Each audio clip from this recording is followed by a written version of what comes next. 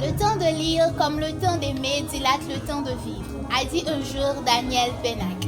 Mesdames, Messieurs, chers internautes, je suis Christelle Edwin Lorient, originaire de Port-au-Prince, étudiante en sciences infirmières à l'Université Lumière.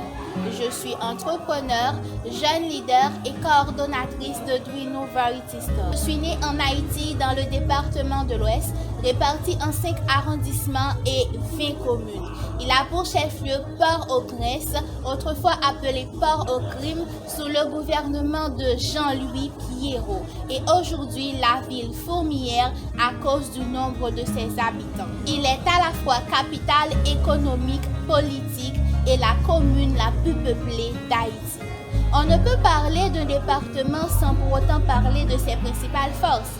Alors, la principale ressource naturelle de ce département est la terre à ciment.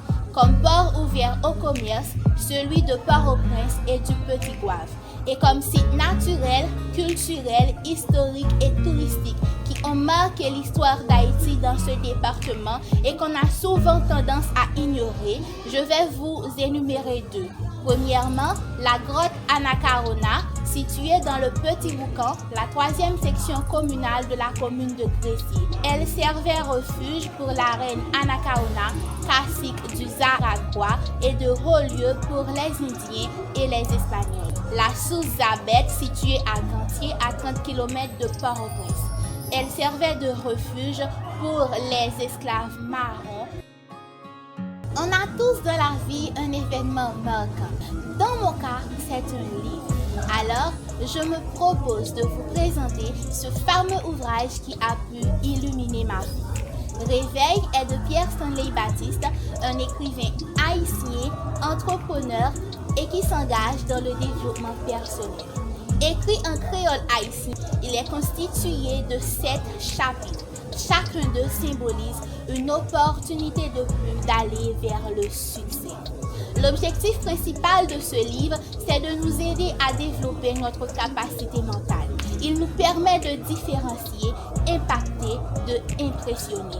L'auteur nous permet de développer en nous ce sentiment de vivre au lieu d'exister. À travers les exercices et leçons détaillées par l'auteur dans ce livre, j'ai appris à tirer du positif dans mes expériences d'échec. J'ai appris à comprendre l'importance, le rôle de l'échec dans le succès. J'ai appris à être moi-même, à oser, à prendre des risques, à m'affirmer. Et j'ai enfin compris qu'un objectif doit être clair, mesurable et atteignable. Lire pour le développement de soi et du pays.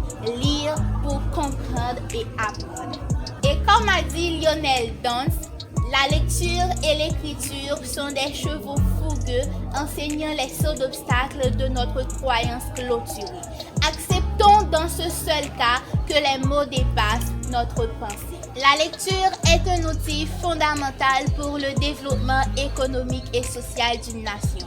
Sa maîtrise tout au long de la vie est une nécessité. Mais qu'avons-nous fait pour la promouvoir? S'il est vrai que la lecture est une compétence fondamentale qui s'acquiert à l'école et relève de l'éducation nationale, elle nécessite d'engager tous les acteurs sociaux et institutionnels pour la renforcer.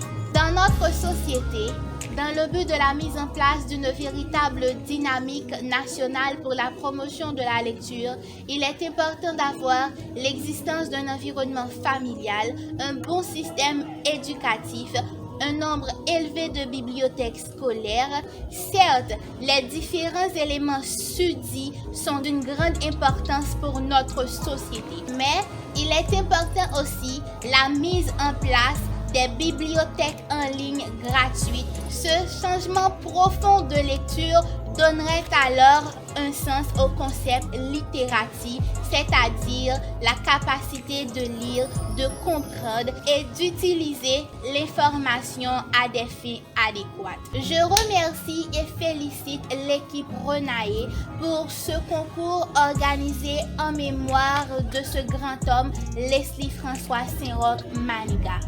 Faisons de nous l'amant de la lecture. Lisez pour nous construire et reconstruire le pays. Je remercie également tous ceux et celles qui m'ont soutenu dans la première phase de ce concours.